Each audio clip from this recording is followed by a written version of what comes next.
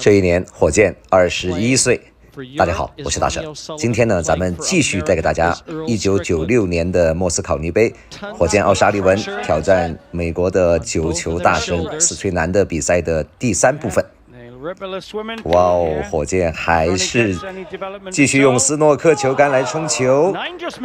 这一局运气不错。7号球下了中带。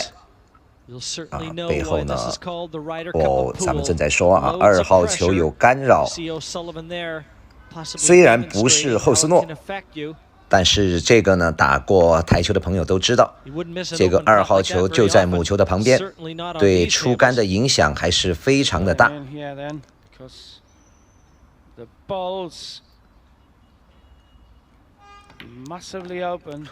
史崔南这一杆。难度非常大的一个杆法，中低杆的左塞绕2颗星。这种球呢，对于很多初学台球的玩家来说，这种低杆的反塞还是非常的头疼。现在大比分呢，史崔南2位大妈手上拿的什么？现在大比分，史崔南呢是4-2领先。这一局又有机会，看来是火箭的小迷妹，上面写的诺利奥沙利文，但是下面小的没看清楚。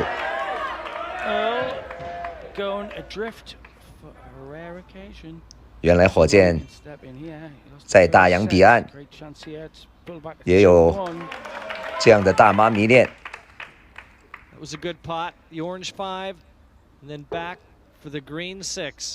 就没见过这样好看的小鲜肉。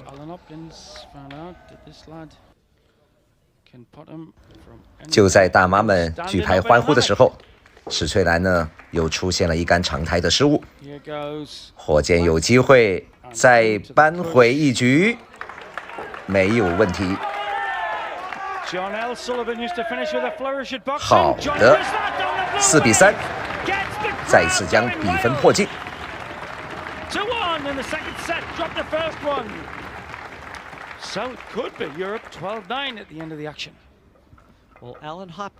现场的大妈开心。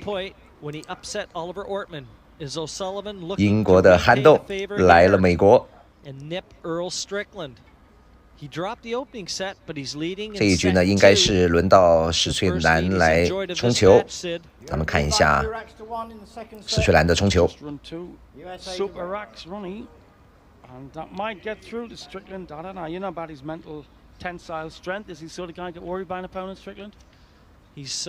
看一下裁判将球拍紧了没有？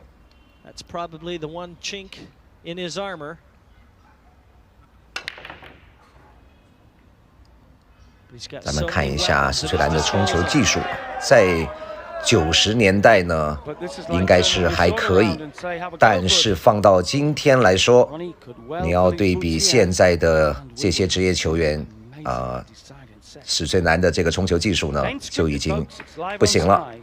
像现在的咱们说张荣麟吴家庆、柯秉义这些咱们中国台北的这些选手都是冲球非常的厉害，冲球技术都非常完美。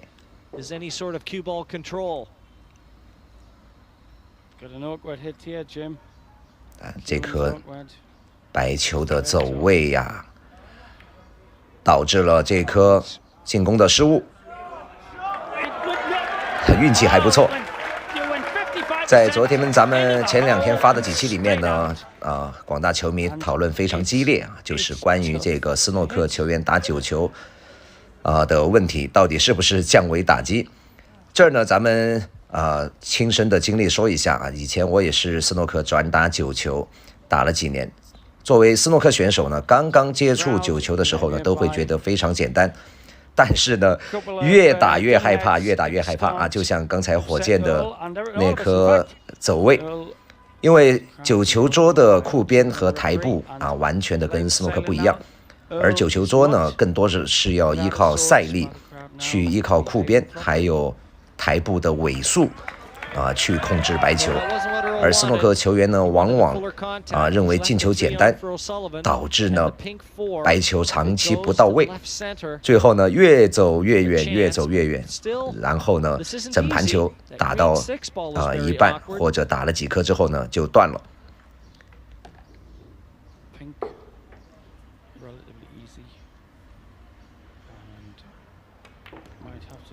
因为毕竟火箭这是干嘛？咱们看一下右侧还有5号球哎，哥们儿，5号球你还没叫啊？怎么就去直接叫了6号，而且还没叫到？懵逼了，懵逼了！我去，裁判史翠兰也没看懂啊！这个对于职业9球选手来说简直不可思议。因为火箭呢对9球的这个颜色号码这些不是很敏感。咱们刚才就说了，右侧还有一个5号球都没叫，我的个天哪！这个等于又送了对手一局，没有问题。在9球桌上这种贴库球比在外侧的球呢要好打得多。看一下吃中袋前，本来第一次呢是想吃中袋后，但是呢感觉好像还不够。好的，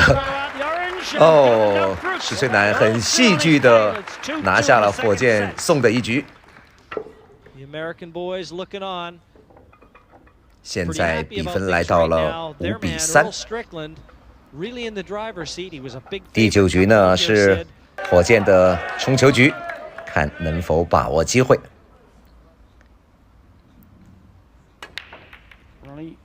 继续，斯诺克的冲球还行，1号球落了中袋。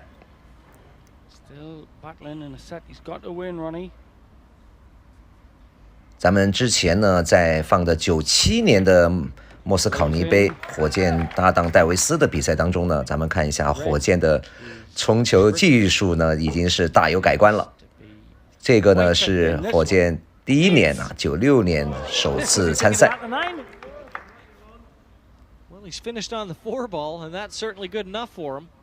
4号球的中袋，只需要将白球小拉一点点，或者推一库。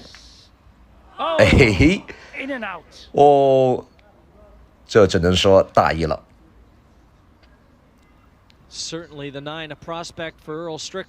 这个就是斯诺克球员觉得9球桌的袋口都像脸盆那么大，随便怎么打都可以。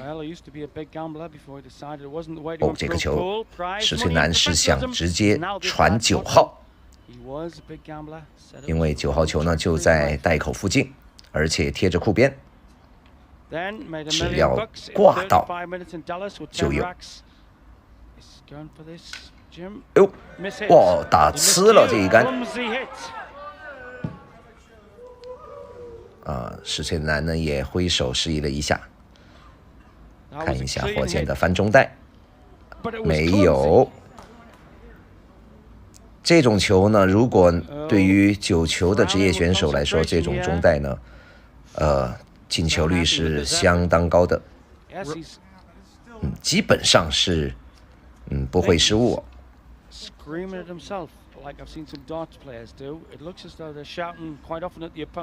再一次，这个镜头看得很清楚，史翠南是这个就是重大失误了带脚都没碰到。这2局给火箭给带偏了吗？刚才那个镜头呢，史翠南是非常严重的右视。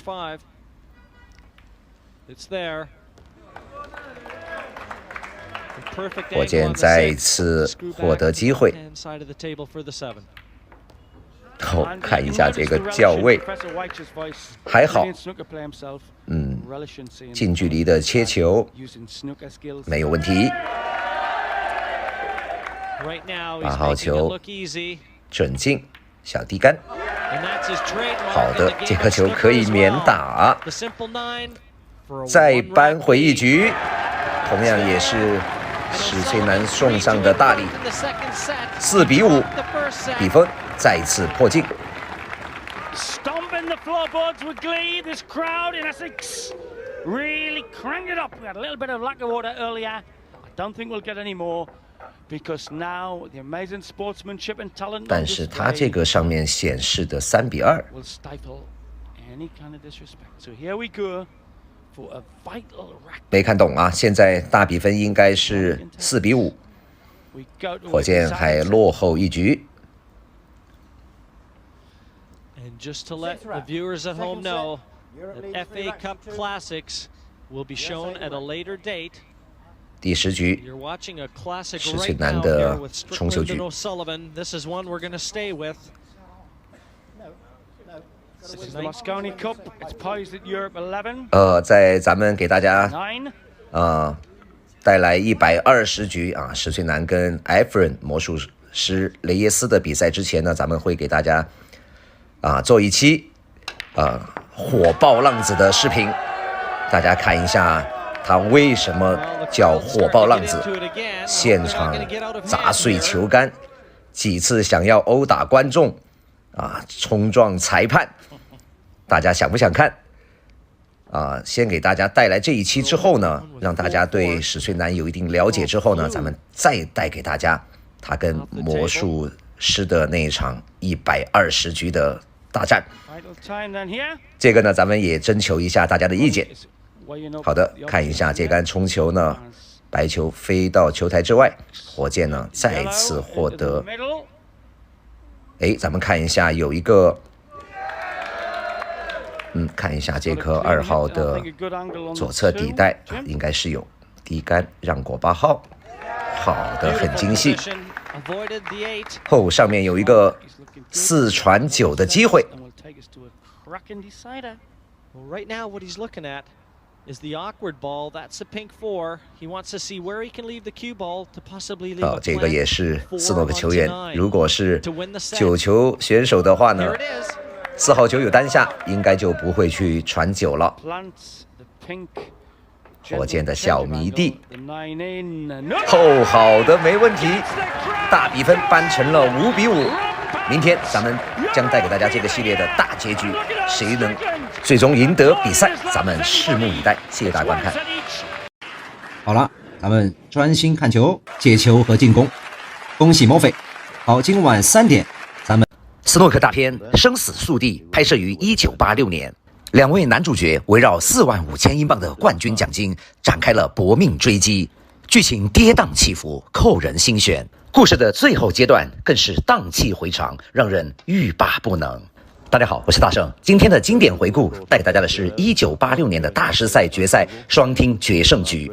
本片的男主角是加拿大一哥克里夫桑本对阵二哥吉密怀特。1986年的45000镑在当时可以兑换人民币80万。兑换成今天的购买力应该超过1000万，而当时的世锦赛冠军也不过5万镑而已。这场比赛的重要性可想而知。克里夫桑本中长台上手，率先觅得机会。咱们先给大家介绍一下这位加拿大一哥。克里夫桑本，加拿大皇家勋章获得者，出生于1948年。77年加入职业，在1980年击败飓风阿里克斯·希金斯，夺得自己的首个世锦赛冠军。1983年迎来自己的职业高光时刻，不但打出世锦赛首杆147，还登顶世界第1宝座。下面咱们就来欣赏一下大师的精彩表演。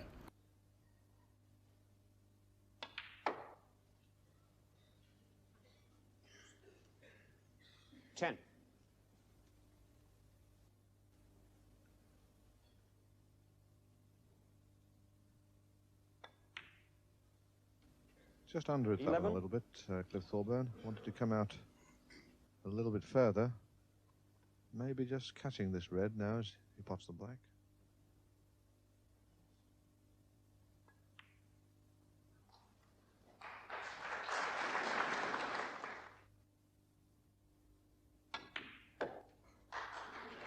19.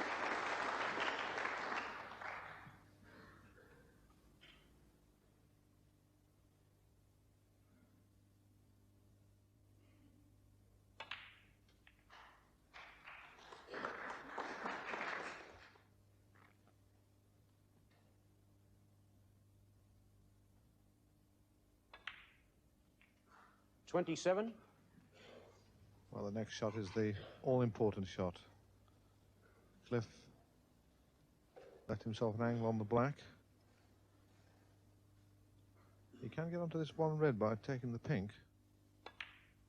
He's decided to do that before splitting the pack of reds. And he'll be trying to win the match from this position. 34. And one has to say once again what a tremendous battler this Canadian is. He'll never admit defeat. 这是一杆完美的 K 球，中袋还可以击打，但是 K 到中袋口附近的那颗红球，最终却救了二哥一命。And looks as if 42. 由于红球的遮挡，蓝球没有中袋的下球线路，迫使桑本不得不进攻距离更远的黄球。这杆进攻失误了，二哥死里逃生，桑本也错过了第一次杀死比赛的机会。 points, but still plenty of reds on the table.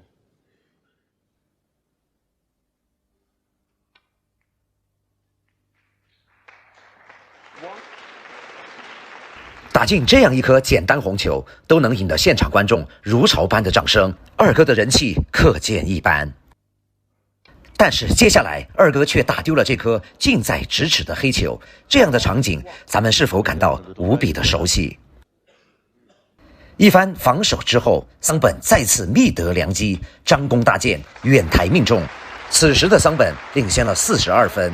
一番慎重考虑之后，由于领先优势巨大，桑本并没有选择去攻击靠近底岸的黑球，因为如果一击不中，黑球必定会被解放出来。这样的举动也引来了观众的阵阵嘘声，桑本也就此错过了第二次杀死比赛的机会。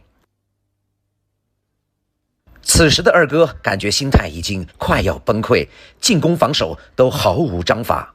这杆防守又再次给桑本留下了一颗中远台的进攻机会。面对这样的机会，桑本手起刀落，再次上手。 Just the one red that will go, the one behind the pack. 现场的导播也标注出了红球堆下方那颗可以进攻的红球。 He can give himself a chance at that red, but don't think he can get on it really well. 推杆一库，力量稍微大了一些，但是还可以接受。 Well, he's on the red, but I doubt whether he'll take it on. 击打这样的贴库球，秘诀就是趁白球不注意的时候捅他一下。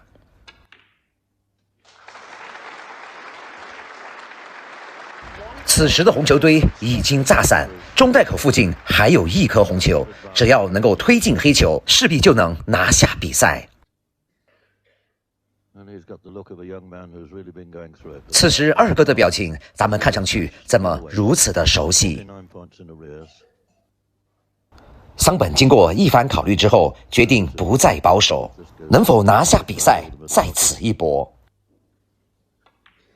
9点8环，黑球滑门而出，克里夫桑本第3次错过了杀死比赛的机会。 So all is not yet lost.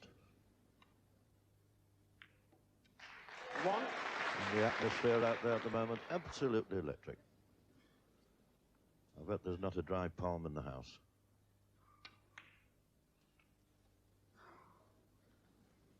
6.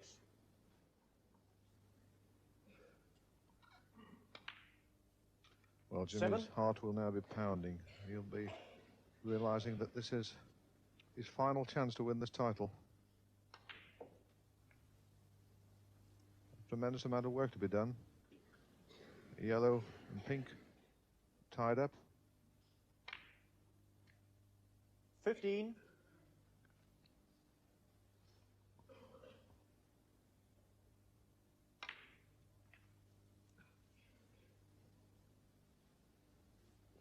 22.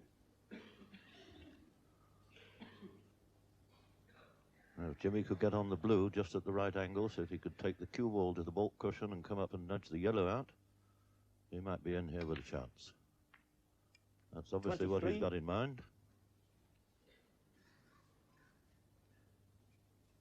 现场的导播也非常的专业，提前就给出了这颗 K 球的线路。咱们看一下二哥 K 球的效果。哇哦，堪称完美。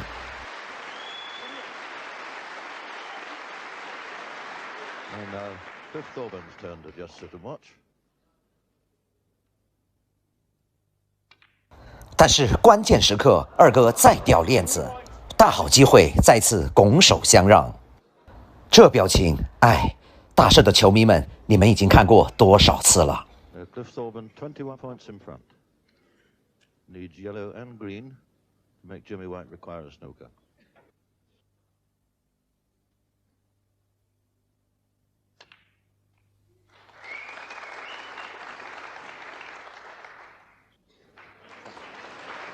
打进黄球之后，桑本领先了23分。只要推进这颗中带的绿球，就可以拿下比赛。 Getting on the brown, he can just concentrate on putting the green. Now this is a nasty little putt. The pocket is not very big from that angle.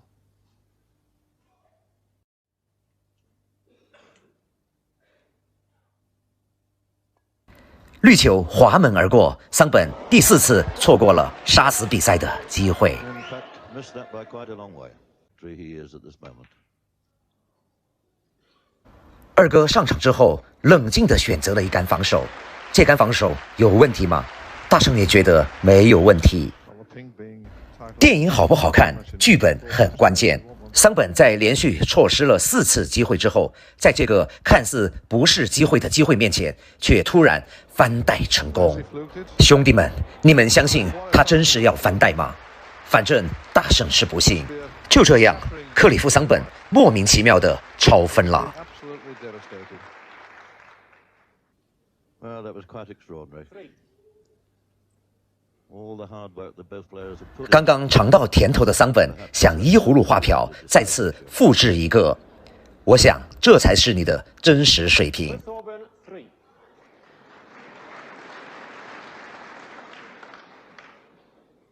So Jimmy White now requiring a snooker. 4. And it certainly won't be easy to get behind the pink.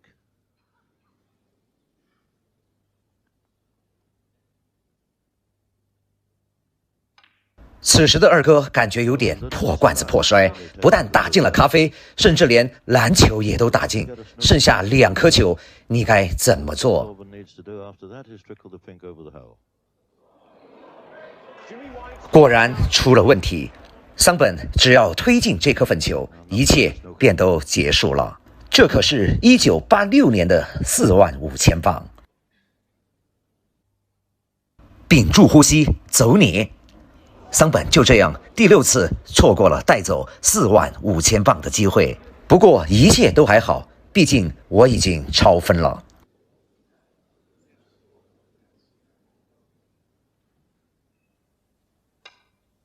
就在如此关键时刻，二哥打出了一杆神来之笔，这真是山重水复疑无路，柳暗花明又一村。这下该轮到桑本头疼了。 An absolutely perfect shot there from Jimmy White. So, open. 二哥的表情也突然变得轻松了起来。 And what a tough shot this is coming up for Cliff. So very easy to miss a snooker of this description.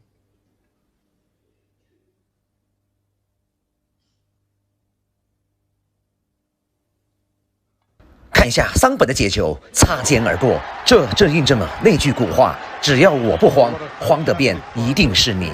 这是哪位古人说的？哪位兄弟帮大圣考证一下？现在分数虽然够了，但是还要考验二哥的心脏。在大圣的记忆中，二哥好像还没有打进过这样的关键球。这可是现在的人民币1000万！现场的观众欢声雷动，这哪里还像斯诺克赛场？ 最后的黑球，二哥一击而中，比赛的最后阶段可谓生的光荣，死的突然。这场被评为1986年的最佳斯诺克大片《生死速递》送给你，希望大家能够喜欢。1000万现大洋，二哥带走你的心，留给大圣。回顾大师高光时刻，关注大圣撞球频道，经典永流传。谢谢您的支持，我是大圣。这个孩子自带 BGM， 在英国他被称为奥沙利文武士。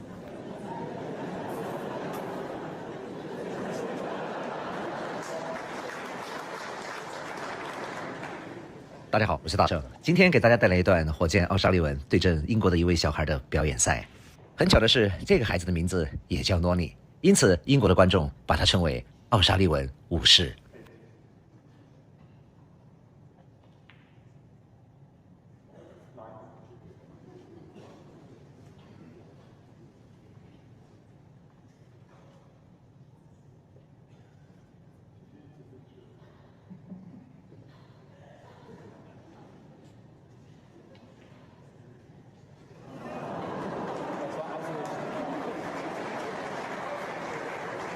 既然是表演赛，哪能打得那么认真？当然要给小诺尼留下一些表演的空间。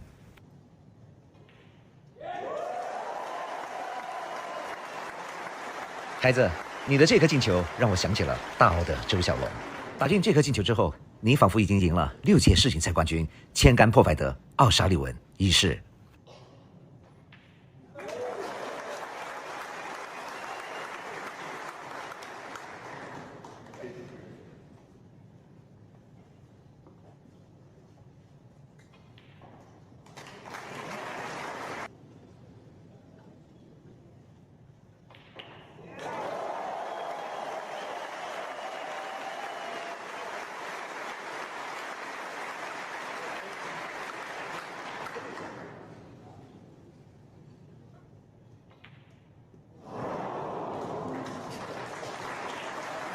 小诺尼的心态很好，下场之后还给火箭调侃道：“我故意打不进，也是想给你留一些表演的时间。”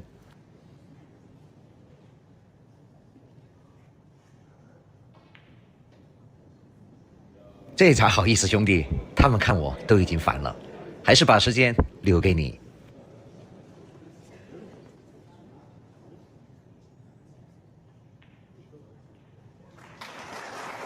这小诺尼有着惊人的表演天赋，我看交给郭德纲可能前途还更好一些。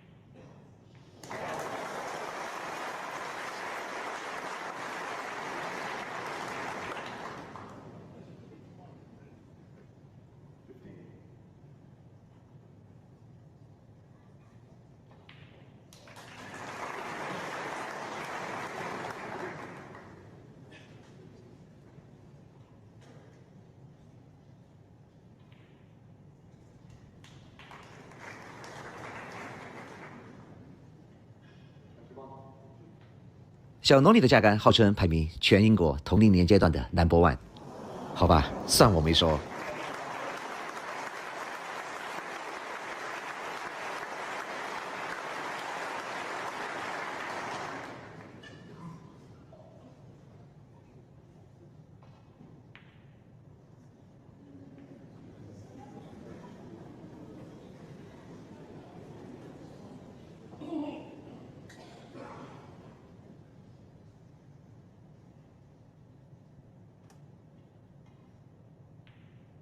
这个中带还有一点奥沙利文武士的影子。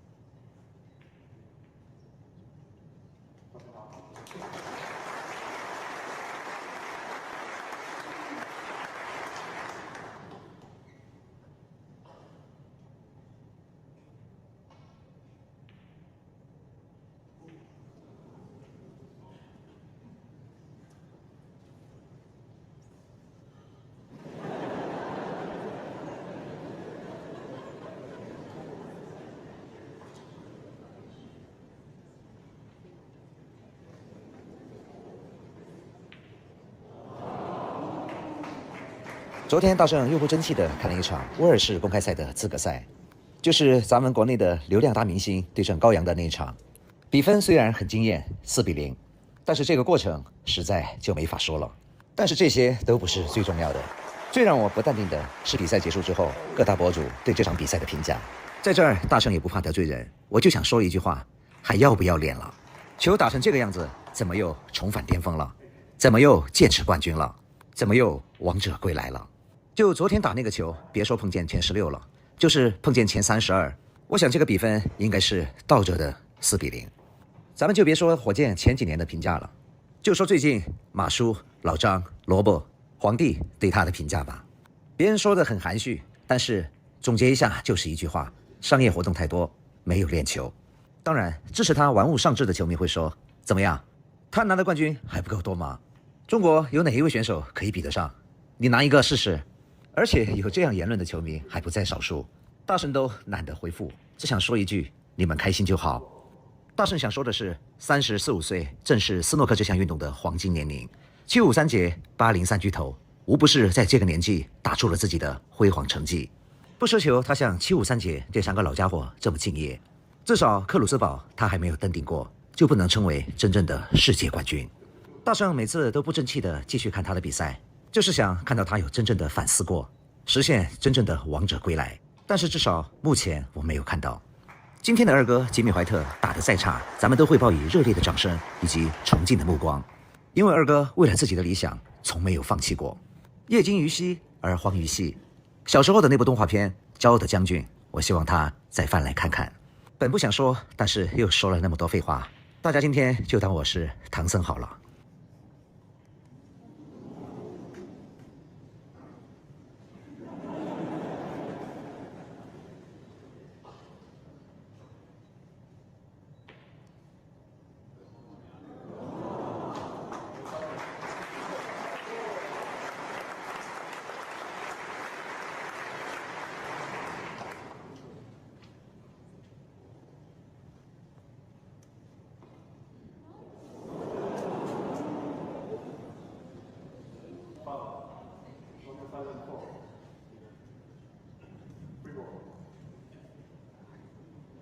小诺里这杆没有解到，并且形成了一杆飞波，但是火箭还是没有打飞波，毕竟是奥沙利文武士，面子总是还要给一些的。